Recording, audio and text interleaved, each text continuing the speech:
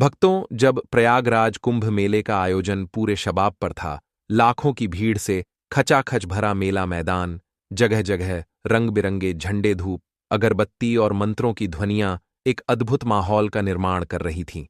दूर दूर से आए साधु, संत, श्रद्धालु और साधारण लोग आस्था के प्रतीक गंगा में डुबकी लगाकर अपने पापों से मुक्ति पाने के लिए उमड़े थे। गंगा किनारे चारों ओर सजे हुए तंबू, साधुओं की तपस्या और भजन कीर्तन की गूंज के बीच यह मेला किसी दैवीय आयोजन की तरह प्रतीत हो रहा था।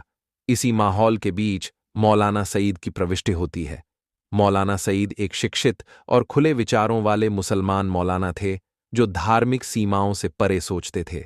दोस्तों, उनके जीवन का उद्देश्य था कि हर धर्म को समझना और उसके सार को मानवता की सेवा में लगाना।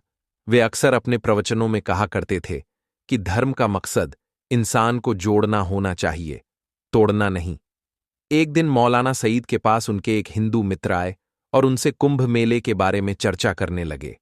उस मित्र ने गंगा की महिमा का वर्णन करते हुए कहा, गंगा सिर्फ एक नदी नहीं है, यह हिंदू धर्म का प्रतीक है।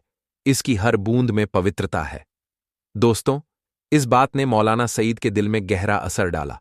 उन्होंने सोचा, क्या गंगा सच में सिर्फ हिंदुओं के लिए है? अगर यह सचमुच इतनी पवित्र है, तो क्या एक मुसलमान इसमें स्नान नहीं कर सकता? इस सवाल ने उनके दिल में एक हलचल पैदा कर दी और उन्होंने कुंभ मेले में जाकर गंगा स्नान करने का निर्णय लिया। उनके मित्र ने उन्हें सावधान किया, कुंभ हिंदू धर्म का आयोजन है, लोग इस पर अलग अलग प्रतिक्रियाएं दे सकते हैं, तुम्हारे वहां जाने से विवाद हो सकता है। लेकिन मौलाना सईद ने मुस्कुराते हुए कहा, गंगा किसी एक धर्म की संपत्ति नहीं हो सकती, यह तो प्रकृति की देन है जो हर इंसान के लिए है। कुछ दिन बाद मौलाना सईद अपने सफेद कुर्ते पाजामे और सिर पर सफेद टोपी पहनकर प्रयागराज के कुंभ मेले के लिए रवाना हो गए। उन्होंने अपने सफर की शुरुआत एक नेक इरादे से की, धार्मिक एकता का संदेश फैलाना। जैसे ही वे कुंभ मेले में पहुंचे, वहां का दृश्य उनके दिल को छू गया। गंगा के किनारे अनगिनत लोग अपनी आस्था के साथ स्नान कर रहे थे। कुछ लोग साधुओं से आशीर्वाद ले रहे थे, तो कुछ ध्यान और पूजा में लीन थे। भक्तों, मौलाना सईद भी धीरे धीरे गंगा के घाट की ओर बढ़े। उन्हें देखकर कुछ लोग अचंभित हो गए। उनके परिधान और हाव भाव से साफ था कि वे हिंदू नहीं थे। फिर भी मौलाना सईद ने शांति से आगे बढ़ते हुए घाट की सीढ़ियों पर कदम रखा। जैसे ही वे गंगा के जल के पास पहुंचे, एक पुलिस अधिकारी ने उन्हें रोक लिया। माफ कीजिए, आप यहां स्नान नहीं कर सकते, अधिकारी ने उन्हें खड़ी आवाज में कहा। मौलाना सईद ने विनम्रता से पूछा, क्यों? क्या गंगा सिर्फ एक धर्म के लोगों के लिए है? पुलिस अधिकारी ने थोड़ी झिझक के साथ कहा, यह कुंभ मेला है और यहां परंपरागत रूप से हिंदू श्रद्धालु स्नान करते हैं। आप एक मुसलमान हैं और शायद यह जगह आपके लिए नहीं है। मौलाना सईद ने शांत स्वर में उत्तर दिया, धर्म और आस्था को सीमाओं में नहीं बांधा जा सकता। गंगा किसी एक धर्म की संपत्ति नहीं है। भक्तों, मैं यहां किसी धार्मिक विवाद को जन्म देने नहीं आया हूं, बल्कि मानवता और प्रेम के संदेश को फैलाने आया हूं। गंगा के जल में स्नान करना मेरी व्यक्तिगत आस्था का हिस्सा है। क्या मुझे इसकी अनुमति नहीं मिल सकती? पुलिस अधिकारी असमंजस में पड़ गया। इसी बीच वहां खड़ी भीड़ मौलाना सईद की बातें सुनने लगी। कुछ लोग धीरे धीरे उनके समर्थन में आ गए, जबकि कुछ ने उनकी उपस्थिति पर आपत्ति जताई। माहौल थोड़ी देर के लिए तनावपूर्ण हो गया। तभी वहां पास ही बैठे एक बुजुर्ग साधु ने यह सब सुना और बीच में हस्तक्षेप किया। ये साधु काफी प्रबुद्ध और प्रसिद्ध थे। उन्होंने अपने पूरे जीवन को विभिन्न धर्मों के अध्ययन और आध्यात्मिकता में व्यतीत किया था। उन्होंने मौलाना सईद की ओर देखा और मुस्कुराते हुए कहा, बेटा, गंगा मां सबकी है, उसकी गोद में कोई भेदभाव नहीं। अगर तुम्हारे मन में सच्ची श्रद्धा है तो गंगा तुम्हें आशीर्वाद देगी। साधु के शब्दों ने भीड़ को शांत कर दिया। मौलाना सईद ने साधु का सम्मान करते हुए उनका आशीर्वाद लिया और गंगा के पवित्र जल में प्रवेश किया। उन्होंने ध्यानपूर्वक स्नान किया, मानो वह पवित्रता और शांति का अनुभव कर रहे हो। दोस्तों, जब वे पानी से बाहर निकले तो उनके चेहरे पर एक गहरी संतुष्टि और शांति की झलक थी। जैसे मौलाना सईद ने स्नान पूरा किया, वे वहां खड़ी भीड़ की ओर मुड़े और बोले, धर्म का असली उद्देश्य इंसान को जोड़ना है, न कि उसे बांटना चाहे। कोई भी धर्म हो, सभी का संदेश एक ही है। प्रेम, करुणा और मानवता की सेवा। आज मैंने यह महसूस किया कि आस्था केवल धार्मिक संस्कारों तक सीमित नहीं हो सकती, बल्कि यह आत्मा की गहराई में होती है। गंगा मां का जल सभी के लिए है, चाहे वह किसी भी धर्म का ना हो।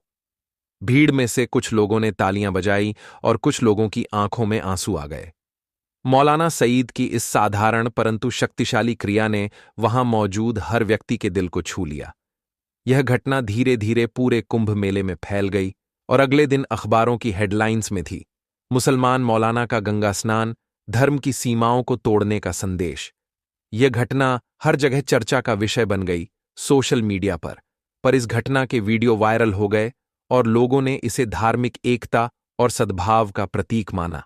मौलाना सईद के इस कदम ने कई लोगों को यह सोचने पर मजबूर किया कि धर्म केवल एक आस्था का माध्यम है, न कि विभाजन का कारण। इस घटना से प्रेरित होकर कई अन्य धर्मों के लोग भी कुंभ मेले में शामिल होने लगे। मौलाना सईद ने दुनिया को एक महत्वपूर्ण संदेश दिया, धर्म की असली ताकत इंसानों के दिलों में होती है, भक्तों और उसे सीमाओं में बांधना सही नहीं है। कुंभ मेले का वह दिन इतिहास के पन्नों में दर्ज हो गया। कुंभ मेला हर 12 साल में एक बार इन चारों स्थानों पर क्रमशः आयोजित होता है, लेकिन हर 50 साल में एक अर्ध कुंभ आधा कुंभ मेला भी होता है। कुंभ मेले की तिथियां और आयोजन ज्योतिषीय गणना हो के आधार पर निर्धारित होते हैं, जो ग्रहों की स्थिति, विशेष रूप से सूर्य, चंद्रमा और बृहस्पति की स्थिति पर निर्भर करता है। कुंभ मेले की उत्पत्ति की कहानी हिंदू पौराणिक कथाओं में समुद्र मंथन की घटना से जुड़ी है। मान्यता के अनुसार देवताओं और असुरों ने मिलकर अमृत कलश अमृता का अमृत प्राप्त करने के लिए समुद्र मंथन किया। मंथन से अमृत प्राप्त हुआ, लेकिन अमृत कलश को लेकर देवताओं और असुरों में संघर्ष हो गया। संघर्ष के दौरान अमृत की कुछ बूंदें 4 स्थानों प्रयागराज, हरिद्वार, उज्जैन और नासिक में गिर गईं, और इन्हीं स्थानों पर कुंभ मेला आयोजित किया जाता है। ऐसा माना जाता है कि इन स्थानों पर स्नान करने से अमृत के प्रभाव से मोक्ष की प्राप्ति होती है। कुंभ मेले का आयोजन बहुत ही बड़े पैमाने पर होता है। लाखों लोग एक साथ स्नान करने आते हैं और इस दौरान सुरक्षा, यातायात, चिकित्सा सुविधाओं और अन्य व्यवस्थाओं की चुनौती होती है। भक्तों, स्थानीय प्रशासन और केंद्र सरकार इसके लिए विशेष तैयारी करती हैं। कुंभ मेला सिर्फ धार्मिक आयोजन नहीं है, बल्कि यहाँ पर कला, संगीत, नाटक और सांस्कृतिक कार्यक्रमों का भी आयोजन होता है, जो इस महोत्सव को एक आध्यात्मिक और सांस्कृतिक यात्रा बनाता है। जी हां, वीडियो को एक लाइक करके चैनल को सब्सक्राइब जरूर करें।